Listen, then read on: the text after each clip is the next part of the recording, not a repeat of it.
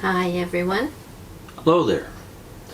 We thought it was about time to do a video on Babylon the Great. We've had a lot of people taking a poke in the comment section over the last 3 years as to what we think of Babylon now.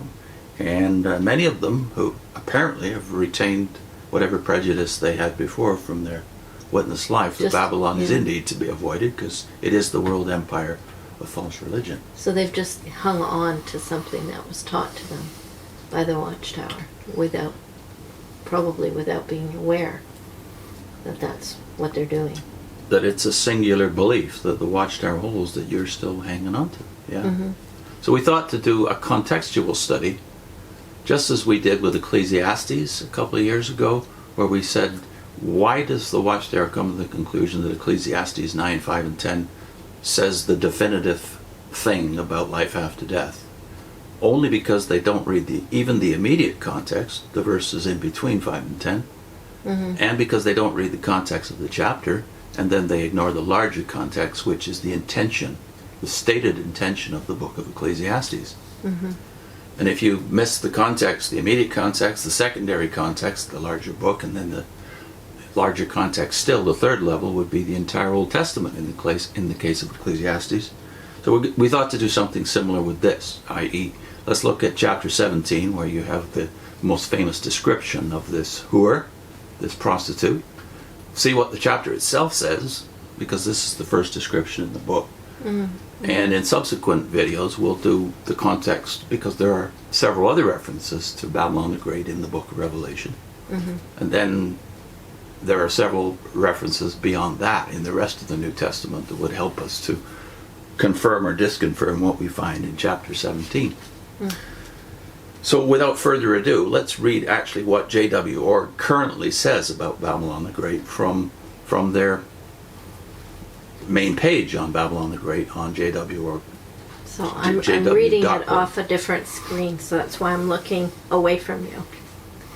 They say, the Bible's answer, Babylon the Great, described in the book of Revelation, is the world's collective body of false religions, which God rejects.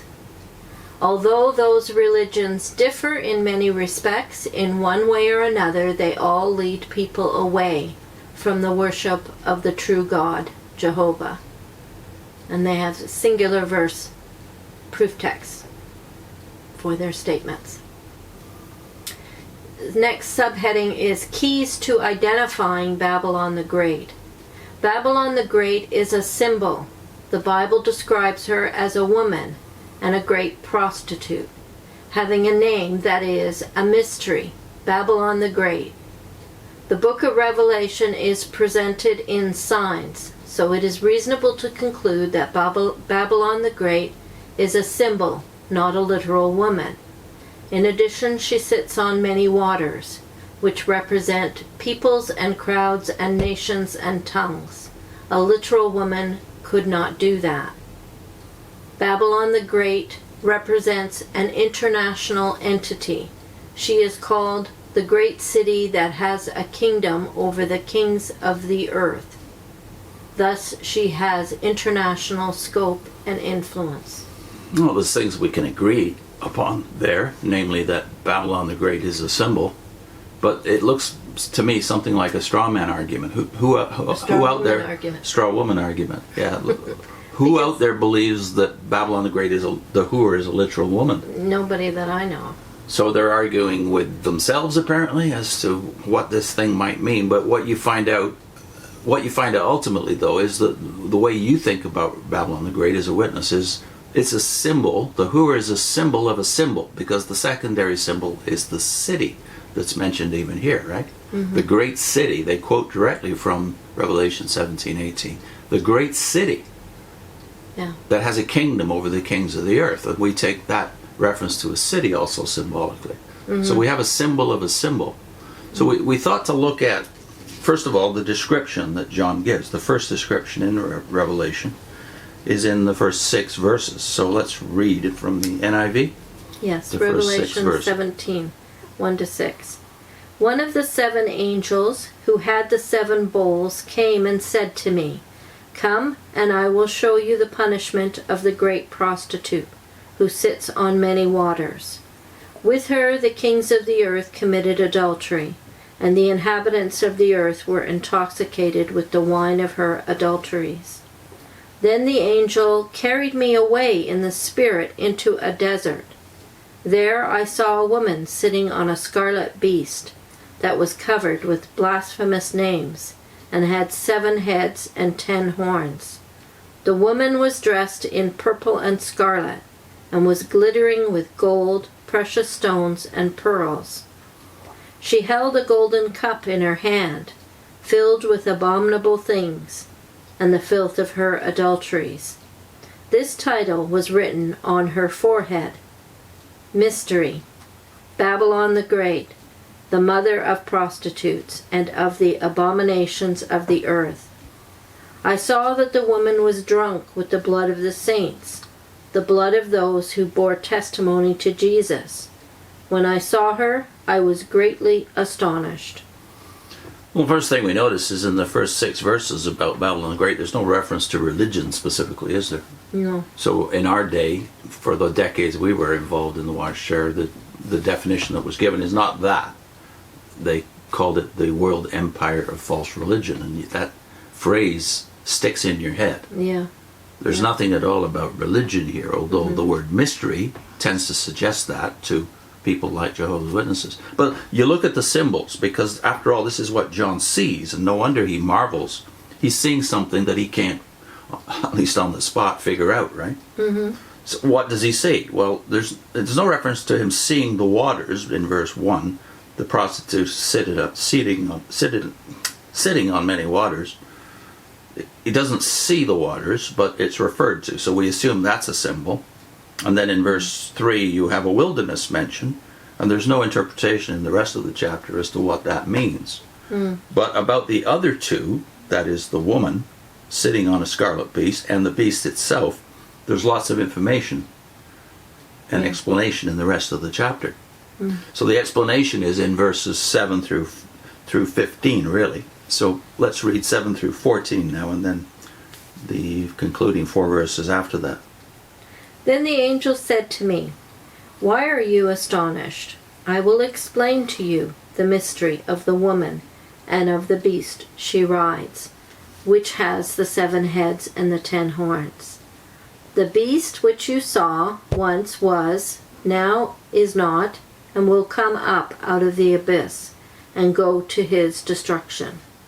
The inhabitants of the earth, whose names have not been written in the book of life from the creation of the world, will be astonished when they see the beast, because he once was, now is not, and yet will come. This calls for a mind with wisdom. The 7 heads are 7 hills on which the woman sits. They are also 7 kings. 5 have fallen, 1 is, and the other has not yet come. But when he does come, he must remain for a little while.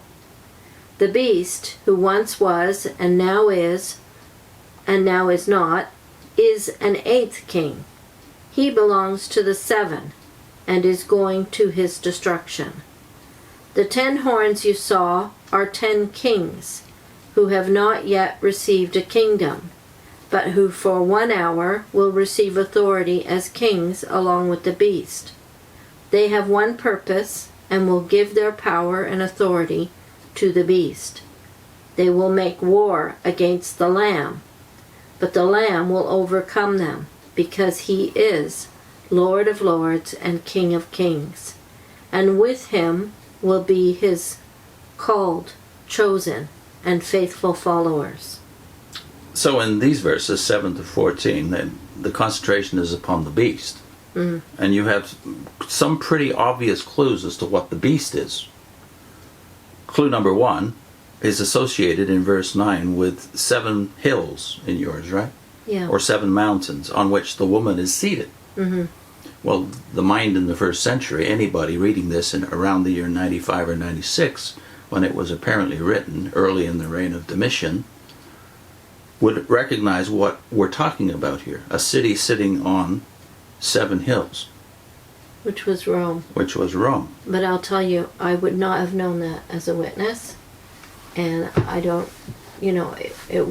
I wouldn't have known it. And I think a lot of witnesses who go out and are still just reading it will not know what that means, what reference it is, because they don't try and put themselves in the place of the audience of the time and what they would have understood. That is a key that I just did not have. That's right. They weren't going to give it to you. How either. to interpret text Yeah. first with the audience that hears it. And that's also true of lots of Christians today, that they aren't given that key. So most of this, even with evangelicals, tends to be relegated to the future. Yeah, Some of it will be, but not all of it.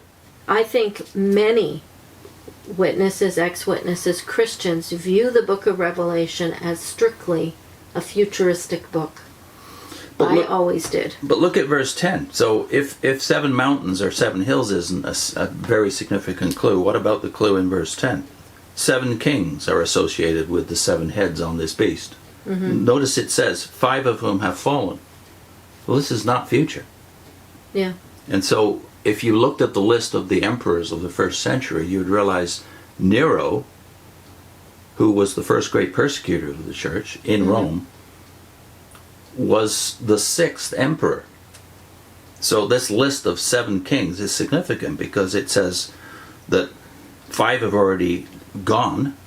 And if you look at the list again of the emperors in the first century, you realize that 5 of the deified emperors, and the 5 were Julius Caesar, Augustus Caesar, Claudius, Vespasian, and Titus, they'd already died at this point when this book is written. 5 of the deified emperors, and the very fact that they're deified tells you what the problem is. It's another clue when you get to verse 14, and you hear that the Lamb will conquer them, for he is Lord of lords and King of kings. Well, by the year 95, that has become the emperor's title. He demands to be called Lord of lords and King of kings. So even that title of Christ put in here deliberately is a rebuke to the emperor cult. Now, that's another thing you don't know as a witness. No, I didn't know that as a witness. So we have at least 3 heavy clues right in here, and also a 4th clue, which is this myth of Nero, who is already dead for 30 years, coming back. In those days, there was a myth that this one emperor, who was not deified, Nero, would one day come back and would destroy Rome. He'd failed to destroy it the first time, although apparently he was the one who burned it. He thought he was God, though. Like he deified himself, but nobody else did, I guess. And then there's for me, an even heavier clue than all those 4, which is in verse 6. I saw the woman drunk with the blood of the saints, the blood of the martyrs of Jesus. Now, there's only 2 places on earth in those days that you could make that claim.